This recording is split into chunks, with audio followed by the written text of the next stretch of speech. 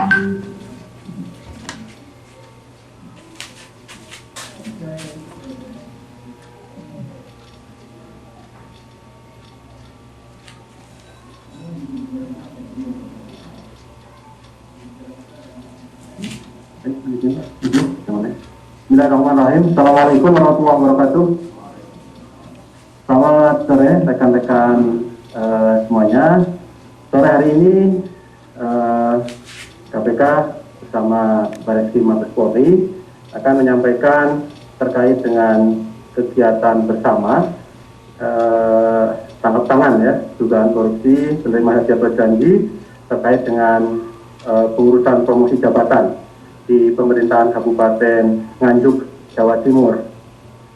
Karena ini adalah kegiatan bersama, maka acara sore hari ini juga dihadiri bersama ya, selain pimpinan KPK juga hadir Pak Kabareskrim dan juga Direktur Tindak Pidana Korupsi pada Bareskrim Polri. Nanti akan disampaikan beberapa hal baik oleh pimpinan KPK maupun dari Pak Kabareskrim terkait dengan perkembangan penanganan perkara dimaksud ya. Seperti biasa, setelah itu juga nanti kami beri kesempatan pada rekan-rekan untuk bertanya lebih lanjut terkait dengan perkara ini. Jadi kita fokuskan pertanyaan sore hari ini hanya terkait dengan kegiatan tangkap tangan yang dilakukan antara KPK dan Bareskrim gitu ya.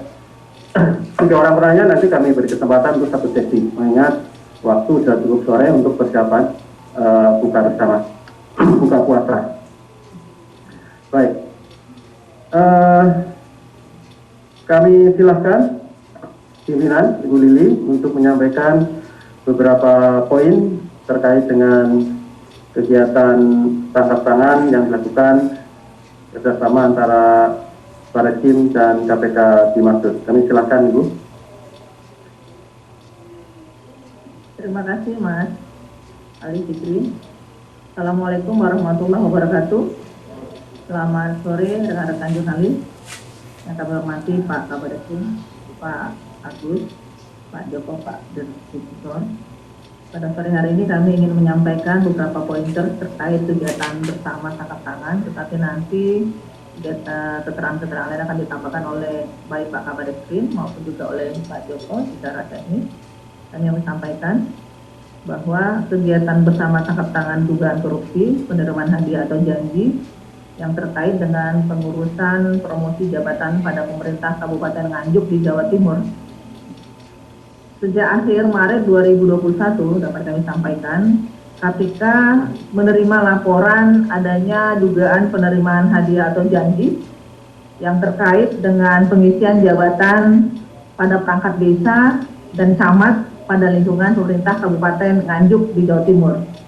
Lalu kemudian tim pengaduan masyarakat KPK menindaklanjuti laporan masyarakat bagaimana dimaksud.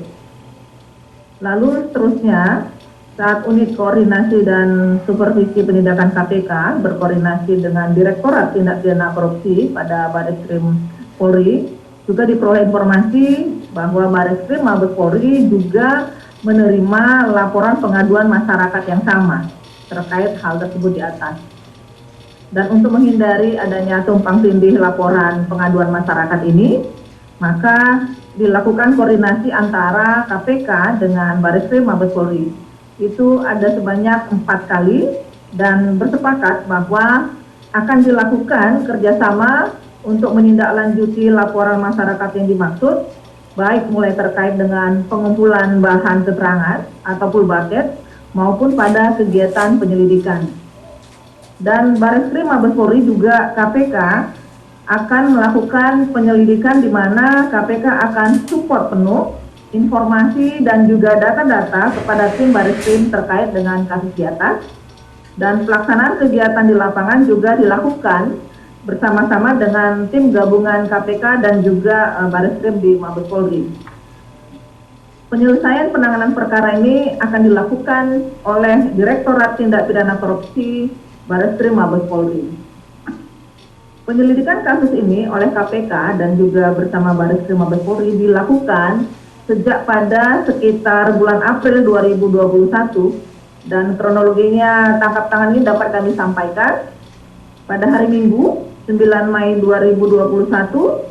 Tim gabungan KPK dan Bareskrim Mabes Polri mendapatkan informasi akan adanya penyerahan uang oleh pihak-pihak terkait dalam proses pengisian jabatan pada perangkat desa dan camat di jajaran pemerintah Kabupaten Nganjuk, Jawa Timur. Tim gabungan ini kemudian menindaklanjuti dan kemudian selanjutnya mengamankan 4 orang camat pada wilayah Kabupaten Nganjuk beserta dengan barang bukti uang. Dan setelah dilakukan permintaan keterangan, maka diperolehlah fakta bahwa dugaan penerimaan sejumlah uang itu dikumpulkan atas arahan dari Bupati Nganjuk. Tim gabungan juga menemukan fakta ada beberapa dugaan para camat juga telah menyerahkan sejumlah uang kepada Bupati Nganjuk melalui ajudannya. Dan selanjutnya juga tim gabungan KPK dan Bareskrim Mabes Polri mengamankan Bupati Nganjuk untuk dilakukan pemeriksaan lebih lanjut. Dan untuk efektivitas dan percepatan dalam penyelesaian perkara yang dilanjutkan itu oleh Direktorat Tindak Pidana Korupsi pada Bareskrim Mabes Polri, tentu KPK akan melakukan supervisi sesuai dengan kewenangan yang dimiliki oleh KPK. Dan sinergi antar aparat penegak hukum akan terus dilakukan dalam rangka penegakan hukum pemberantasan tindak pidana korupsi. Perkara ini tentu menjadi pengingat sekaligus juga peringatan kepada seluruh kepala daerah yang merupakan penanggung jawab anggaran di daerahnya untuk terus melaksanakan tugasnya dengan penuh integritas, sebab KPK dan Polri juga akan tetap dan terus berkomitmen bersinergi memberantas korupsi hingga ke akarnya, hingga negeri ini bebas dari korupsi. Demikian yang kami sampaikan. Nanti kemudian berikutnya Pak Agus dan Pak Joko, silakan. Billahi taufiq wal hidayah. Assalamualaikum warahmatullahi wabarakatuh. Assalamualaikum warahmatullahi wabarakatuh. Terima kasih Bu Lili, rekan-rekan media sekalian, bahwa komitmen jajaran kepolisian bersama dengan KPK untuk meningkatkan sinergi dan kerjasama dalam rangka penanggulangan tindak pidana korupsi, sebagaimana apa yang sudah diuraikan oleh Ibu Lili sebagai komisioner KPK di dalam menangani tindak pidana korupsi. Tentunya informasi yang kita peroleh sumbernya bisa sama, Bu. Sumbernya bisa sama, yang menginformasikan tentang berbagai kejadian di wilayah yang tentu saja ini selalu kita komunikasikan antara jajaran kepolisian dengan KPK, sehingga khusus penanganan tindak pidana korupsi dalam kaitan dengan jual beli jabatan di lingkungan Kabupaten Nganjuk, tentunya ini juga sudah tadi diuraikan oleh Ibu Lili Pintauli bahwa ini sudah melalui tahapan-tahapan koordinasi, komunikasi, kemudian sharing informasi. Kemudian pada hari Minggu yang lalu, 3 personel KPK dengan 11 anggota dari Bareskrim Polri bersama-sama melaksanakan kegiatan tindak lanjut atas semua informasi yang sudah terkumpul dengan untuk melakukan operasi tangkap tangan terhadap bupati dan perangkat-perangkat yang terlibat di dalam jaringan ini. Saya persilakan kepada Pak Joko untuk menjelaskan secara detail tentang rangkaian kegiatan keberangkatan hari Minggu yang lalu sampai dengan keberhasilan pengungkapan yang terjadi. Saya persilakan. Terima kasih. Terima kasih Pak Kabas, Bu Lili, Pak Lipikri, dan teman-teman sekalian. Izinkan saya mencoba menyampaikan informasi berkaitan dengan koordinasi yang dilakukan oleh teman-teman KPK dengan Direktorat Tindak Pidana Korupsi.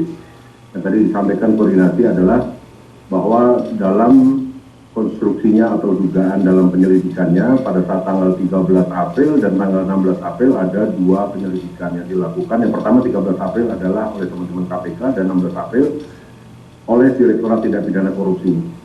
Dugaannya apa? Dugaannya adalah ada dugaan waktu yang kita terima informasi awal adalah jual beli jabatan. Maka untuk menindaklanjuti dari koordinasi yang dimaksud tadi dengan dua sprindik tanggal 13 April dan 16 April, maka kita melakukan komunikasi intens, kemudian pendalaman dengan intens, maka kita bersama-sama mengkoordinasi berangkat kepada objek dan subjek yang dimaksud di Kabupaten Nganjuk. Kemudian perlu disampaikan bahwa pada hari Minggu yang tadi juga sudah disampaikan Bu Lili dan Pak Kabaresi, bahwa pada tanggal 9 Mei 2021 sekira pukul 19, tim gabungan yang terdiri dari Direktorat Tindak Pidana Korupsi dan KPK telah mengamankan Bupati Nganjuk atas nama NRH dan beberapa camat dari jajaran Kabupaten Nganjuk dalam dugaan tindak pidana korupsi berupa penerimaan hadiah atau janji kepada pegawai negeri atau penyelenggara negara untuk berbuat atau tidak berbuat sesuatu yang bertentangan dengan kewajibannya terkait pada pengisian jabatan di lingkungan pemerintah Kabupaten Nganjuk, Jawa Timur.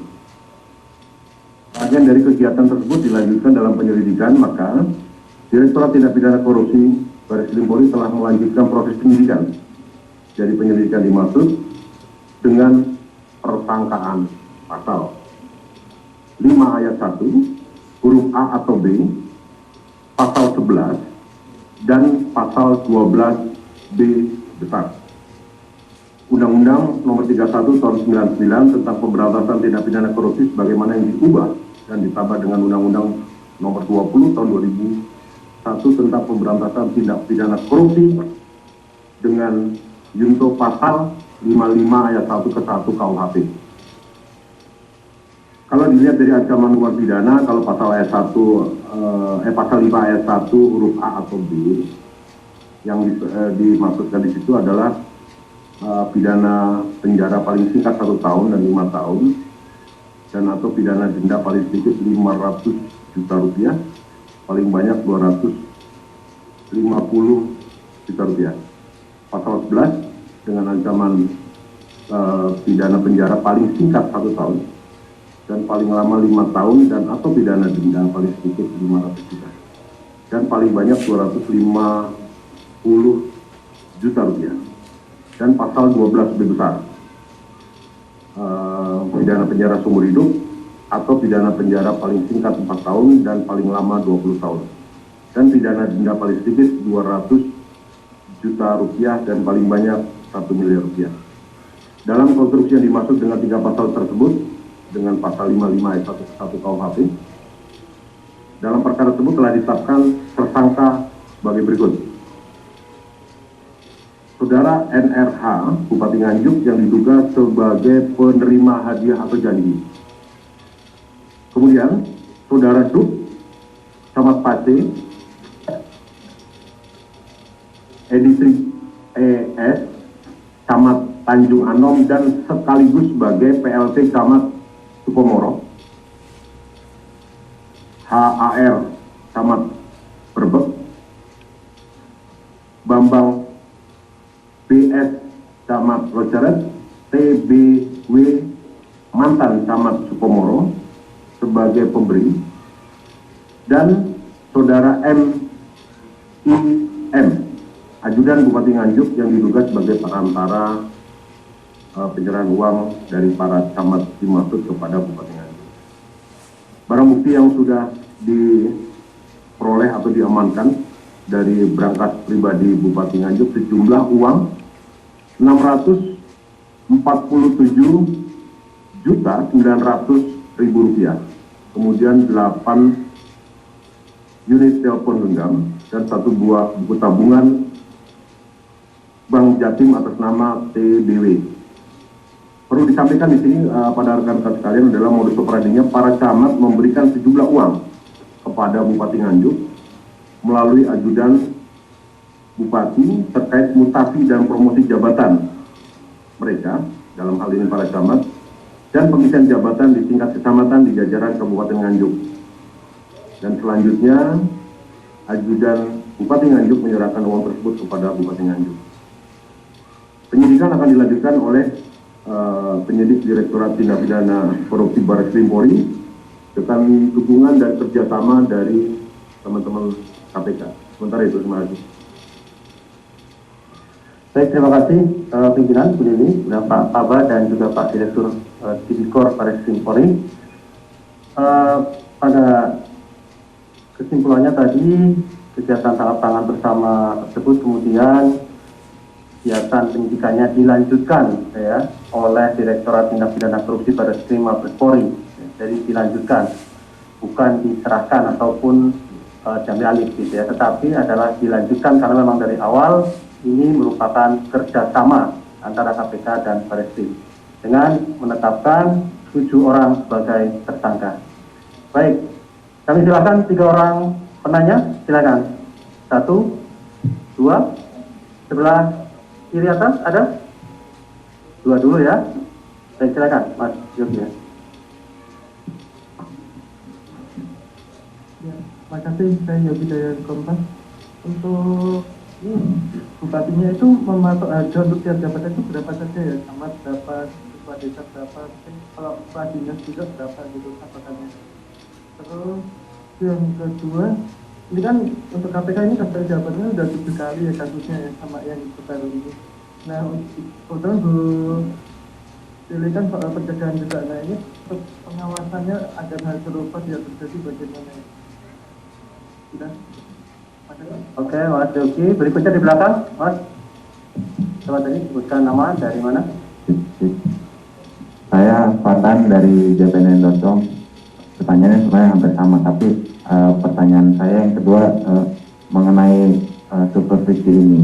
Kemarin disebutkan bahwa bersama-sama. Kedepannya apabila anggaplah ada suatu kasus yang diproses bersama, kemudian terjadi dissenting opinion mengenai teknis itu, apakah bagaimana sikap antara KPK dengan Barreskrim? Terima kasih, Mas Ari. Satu ya terakhir ya. Oke, saya Tio dari Jawa Pos. Tadi kalau mendengarkan paparan dari pimpinan KPK dan pimpinan Barreskrim ini, 13 April ini mulai isi KPK, terus kemudian 16 April mulai isi Barreskrim. Tapi ternyata di eksekusinya Barreskrim yang mengambil alih penyidikan. Ini kalau misalnya kita balik, yang membantu Barreskrim adalah KPK atau KPK membantu Barreskrim, ini perlu dijelas. Kalau lihat kronologinya ya. Terus kemudian untuk timnya di KPK ini kan beredar bahwa ada beberapa petugas KPK yang masuk daftar yang tidak lolos TWK itu. Nah ini apakah triknya KPK sama Barreskrim untuk menghindari kasus ini agar tidak di pra-peradilan? Oke, terima kasih aja. Terima kasih Mas Tio, Mas Yogi, Mas Tatan. Kami silakan Ibu Pak Barreskrim.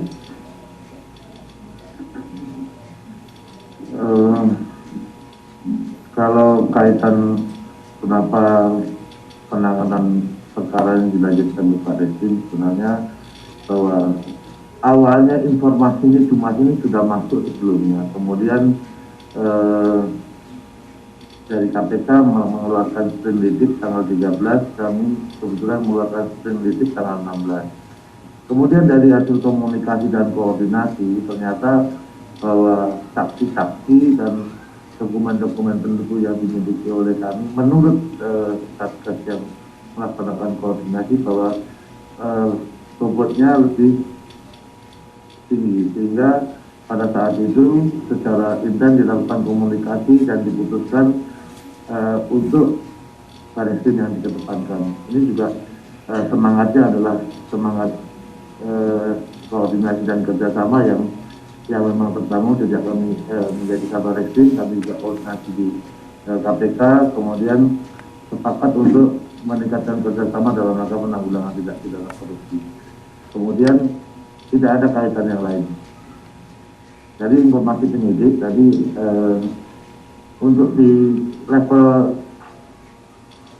perangkat desa itu antara 10 sampai 15 juta. Kemudian untuk jabatan di atas itu sementara yang kita dapat informasi 150 juta, kemungkinan ada akan lagi. Ini kan masih awal, nanti akan kita lakukan pendalaman dan pengembangan. Mudah-mudahan dari hasil penyidikan kita akan mendapatkan informasi yang lebih lengkap. Hasil selama ini praktek jual beli jabatan di lingkungan Kabupaten Nganjuk ini seperti apa, Kalau tadi informasinya hampir semua desa itu perangkat desanya juga melakukan pembayaran, jadi kemungkinan untuk jabatan lain juga mendapat perlakuan yang sama. Ini kira-kira gitu yang dapat kami sampaikan. Ya, terima kasih. Saya tambahkan buat Mas Fatan, Mas Tio, dan juga Mas Yusuf bahwa sebenarnya peran pengawasan juga kan ada 8 intervensi area dari teman-teman pencegahan ya. Jadi salah satunya memang soal bagaimana rekrutmen, bagaimana mutasi dan rotasi. Nah, tentu kegiatan-kegiatan ini juga akan kami pastikan kepada teman-teman Korsut yang berada di wilayah Jawa Timur. Jadi memang ketika ada kasus yang berhubungan dengan penindakan, maka teman-teman di pencegahan memang akan intens masuk. Di mana kekeliruan itu? Saya juga belum punya catatan apakah Kabupaten Nganjuk dengan 8 institusi yang dilakukan monitor oleh KPK, mereka punya grade yang baik apa tidak gitu. Jadi saya belum ngecek seluruhnya, Mas Yogi. Dan kemudian karena ini kasusnya berawal dari koordinasi, jadi bukan supervisi, karena sifatnya kalau supervisi sekarang kita ada penetapan di pimpinan, di kita semua untuk menunjukkan bahwa ini kasus di supervisi. Tetapi ini lebih pada koordinasi, jadi saling mendukung, saling support data, dan kemudian bagi kami bahwa ke depannya kita juga akan memastikan kasus ini berjalan.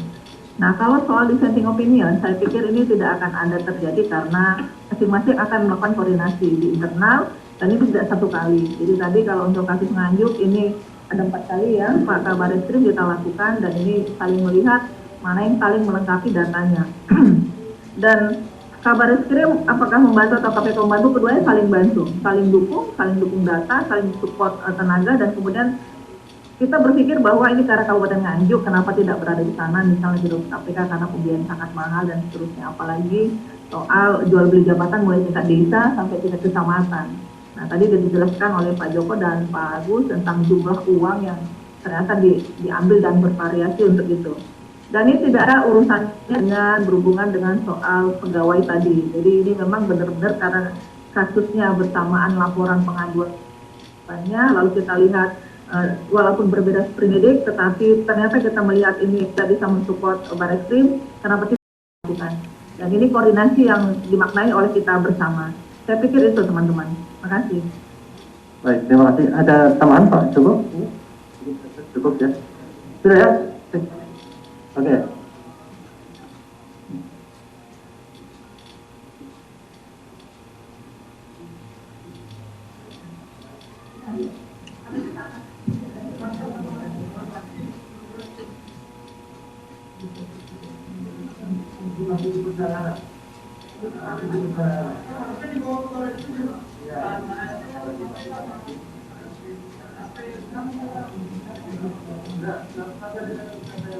Oke. Jadi begini, mohon maaf teman-teman ya, saya wakili.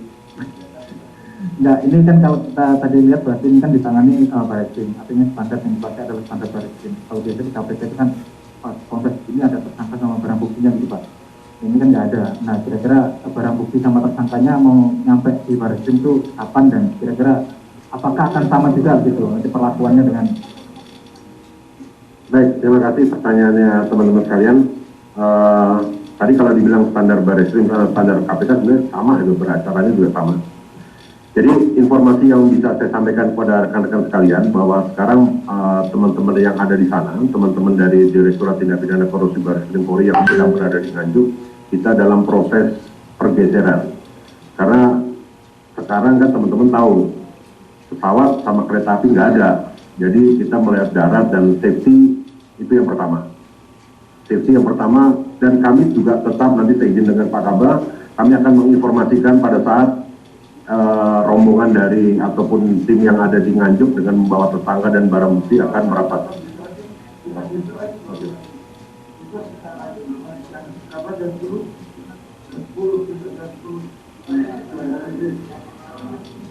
Saya kira sudah jelas teman-teman ya, untuk acara penjelasan besok ada di Barreskrim sekitar jam 10. Baik, terima kasih pimpinan Pak Kabah dan Pak Direktur Tipikor Barreskrim dan rekan semuanya. Assalamualaikum warahmatullahi wabarakatuh.